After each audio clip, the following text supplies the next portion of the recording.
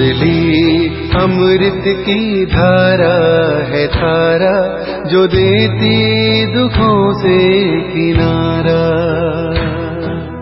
मुरली अमृत की धारा है धारा, जो देती दुखों से किनारा।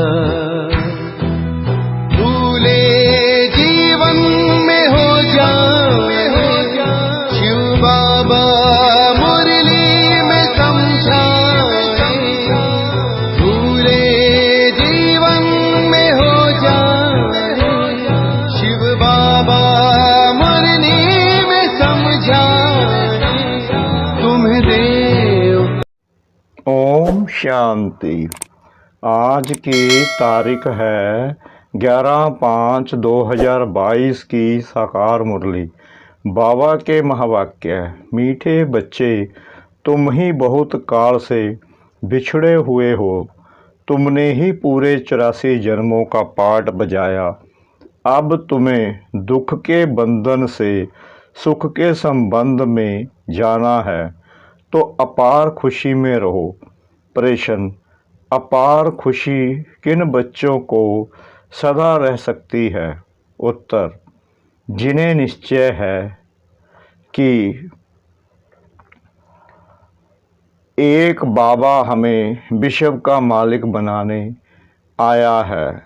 नंबर 2, हमारा सच्चा बाबा वही गीता का सच्चा ज्ञान सुनाने आया है। नंबर 3, हम आत्मा अब ईश्वर की गोद में बैठे हैं। हम आत्मा इस शरीर सहित बाप की बनी हूँ। नंबर 4, बाबा हमें भक्ति का फल यानी सद्गति देने आया है। नंबर 5, बाबा ने हमें त्रिकालदर्शी बनाया है। नंबर 6, भगवान ने हमें माँ बनकर एडॉप्ट किया है।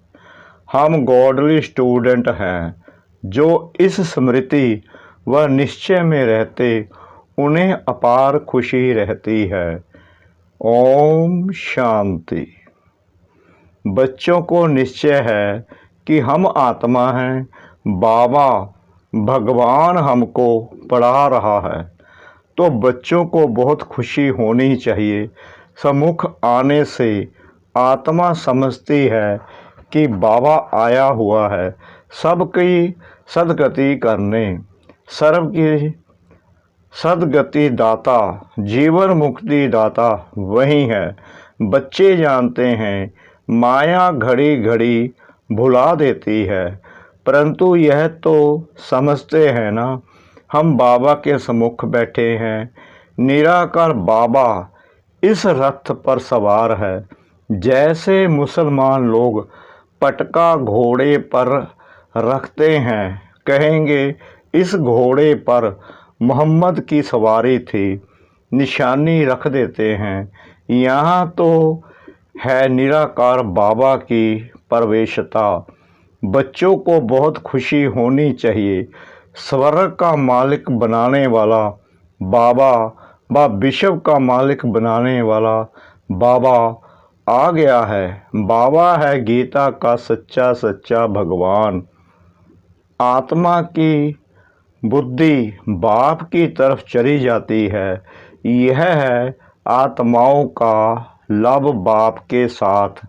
यह खुशी किन्हों को चढ़ती है? जो बहुत काल से अलग हुए हैं। बाबा खुद भी कहते हैं, मैंने तुमको सुख के संबंध में भेजा था, अब दुख के बंधन में हो। तुम अभी समझते हो सब तो 84 जन्म नहीं लेते।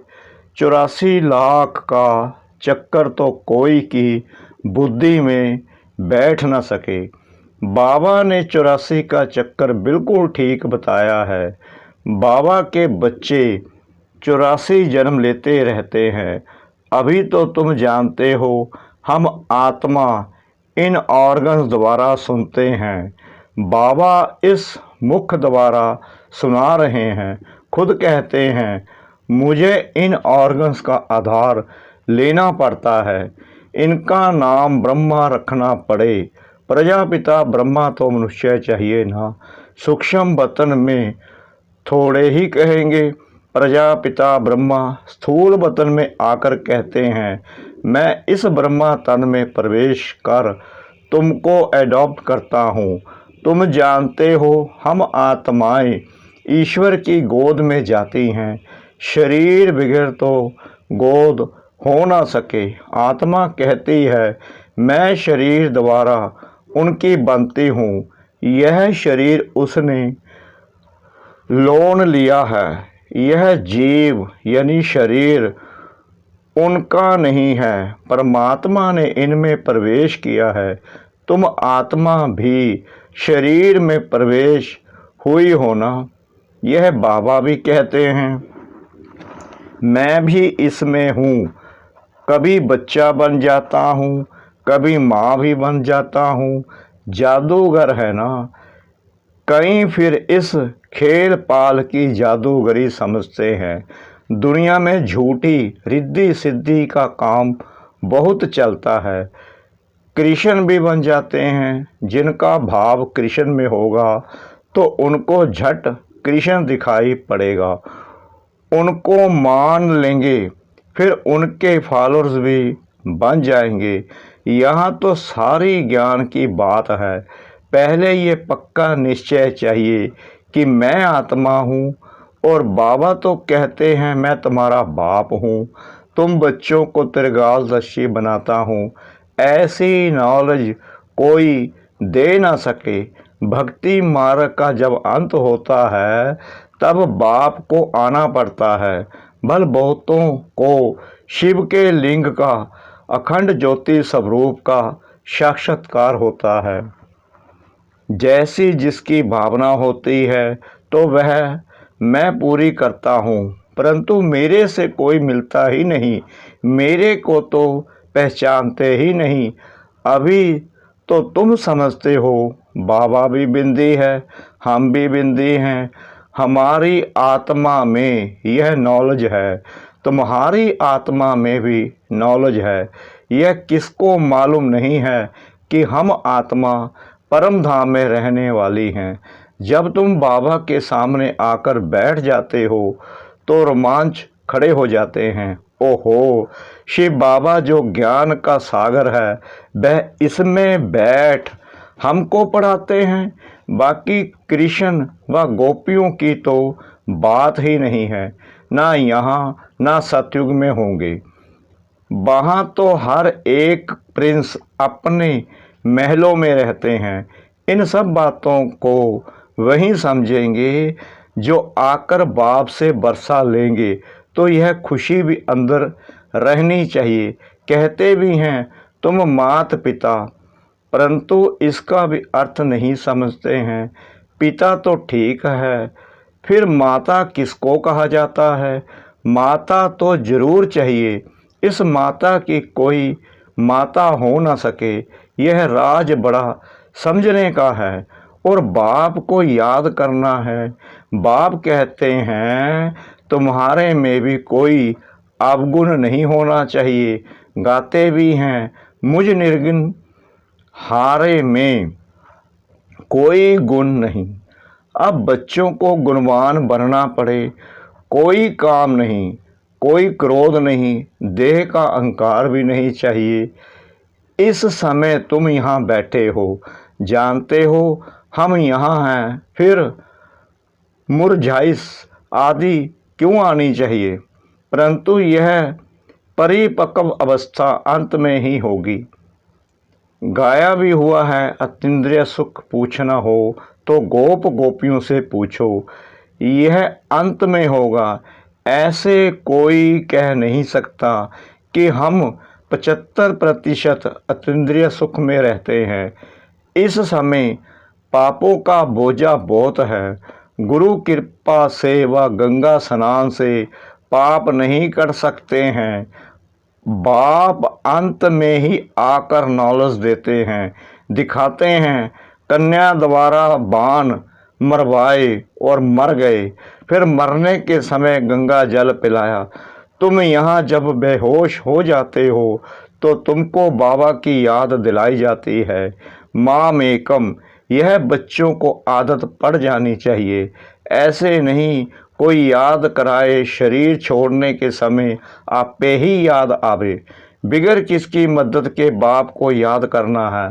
वे लोग तो मंत्र देते हैं, वह तो कॉमन बात है। उस समय बहुत मारा मारी आदि होती है। तुम भिन्न भिन्न स्थान पर रहते हो, उस समय ऐसे नहीं कहेंगे शिव शिव कहो। उस समय पूरी याद चाहिए, लब चाहिए, तब ही नंबर 1 पद प्राप्त कर सकेंगे।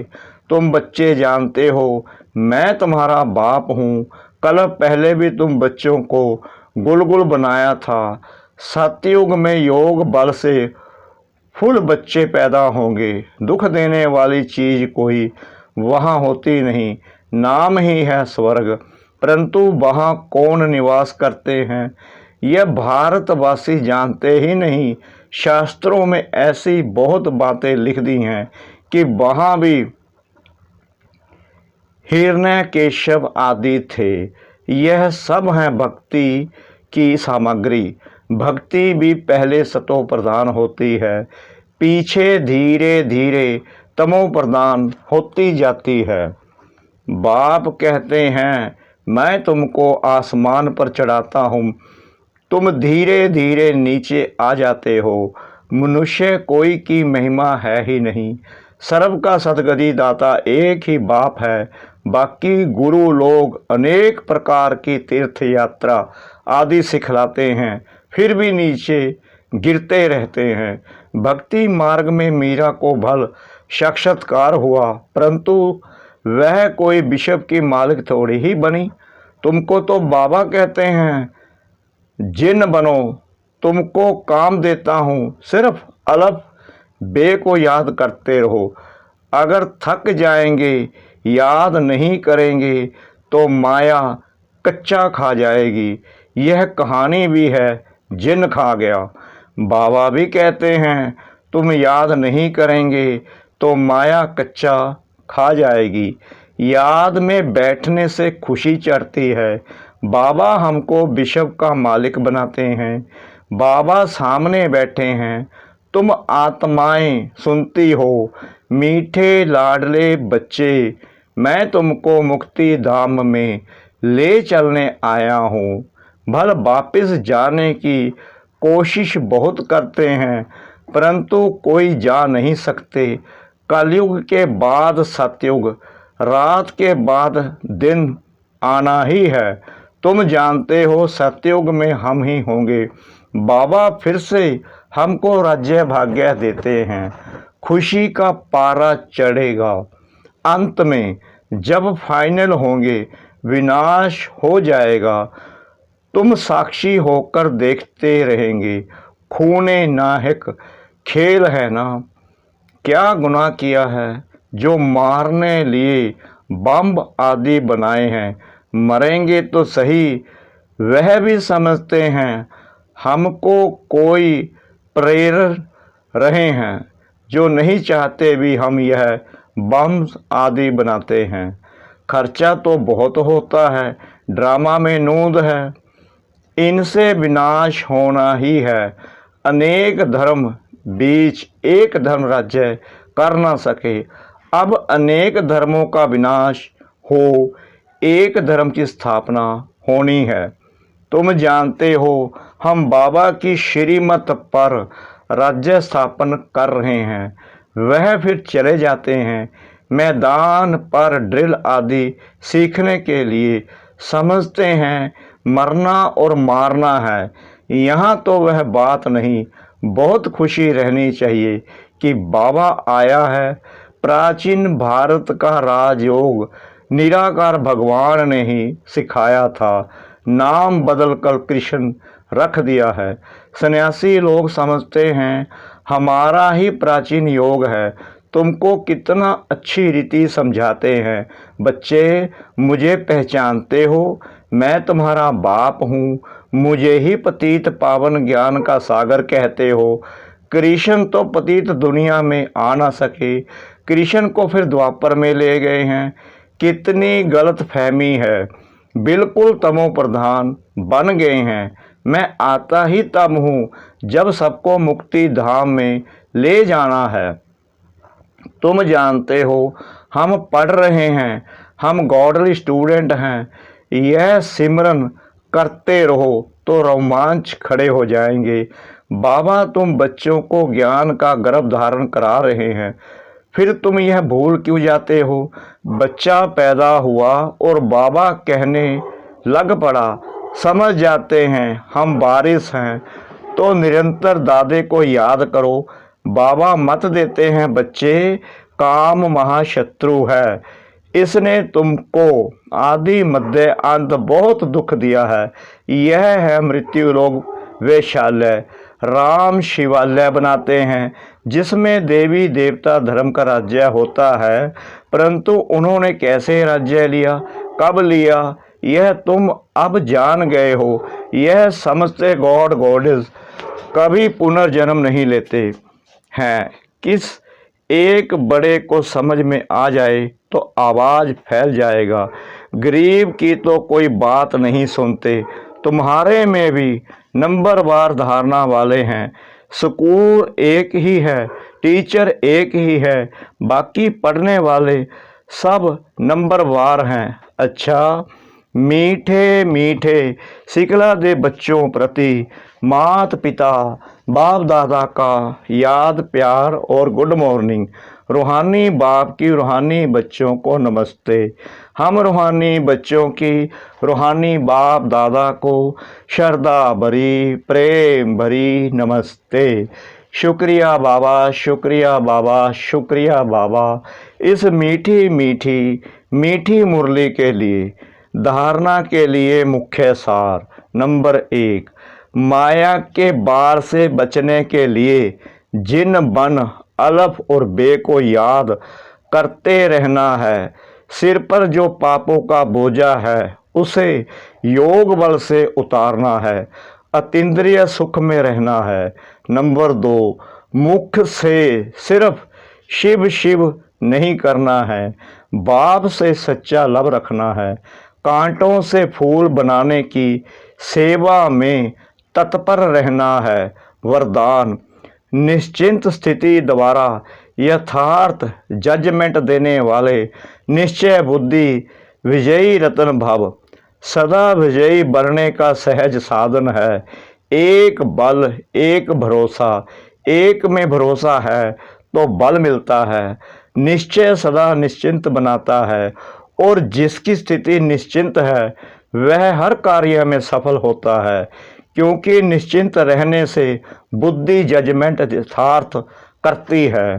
तो यथार्थ निर्णय का आधार है निश्चय बुद्धि। निश्चिंत सोचने की भी आवश्यकता नहीं, क्योंकि फॉलो फादर करना है, कदम पर कदम रखना है। जो श्रीमत मिलती है उसी प्रमाण चलना है। सिर्फ श्रीमत के कदम पर कदम रखते चलो तो विजयी रत्न बन जाएंगे। स्लोगन, मन में सर्व के प्रति कल्याण की भावना रखना ही विश्व कल्याणकारी बनना है। मातेश्वरी जी के अनमोल महावाक्य। इस संगम समय पर ईश्वरीय नॉलेज जो हमें मिल रही है, क्या यही नॉलेज फिर से सतयुग में मिलेगी? अब इस पर समझाया जाता है कि सतयुग में तो हम स्वयं ज्ञान स्वरूप हैं, देवताई प्रारब्ध भोग रहे हैं। वहाँ ज्ञान की लेन देन नहीं चलती। ज्ञान की जरूरत है अज्ञानियों को।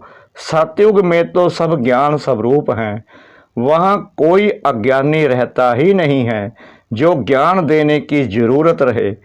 इस समय हम सारे विराट ड्रामा के आदि मध्य अंत को जानते हैं। आदि में हम कौन थे, कहाँ से आए और मध्य में कर्म बंधन में फंसे, फिर कैसे गिरे। अंत में हमको कर्म बंधन से अतीत हो कर्मातीत देवता बनना है। अभी जो पुरुषार्थ चल रहा है इससे हम भविष्य प्रारब्ध सतयुगी देवता बनते हैं। अगर वहाँ हमको यह मालूम होता कि हम देवताएं गिरेंगे तो वह ख्याल आने से खुशी गायब हो जाती। तो वहाँ गिरने की नॉलेज नहीं है, यह ख्यालात वहाँ नहीं रहती। हमको इस नॉलेज द्वारा अब मालूम पड़ा है कि हमको चढ़ना है और सुख की जीवन बनानी है। आधा कल्प अपनी प्रारब्ध भोग फिर अपने आप को विस्मृत कर माया के वश होकर गिर जाते हैं। यह चढ़ना और गिरना अनादि बनाया खेल है। यह सारी नॉलेज अभी बुद्धि में है, यह सतयुग में नहीं रहती। अच्छा, ओम शांति।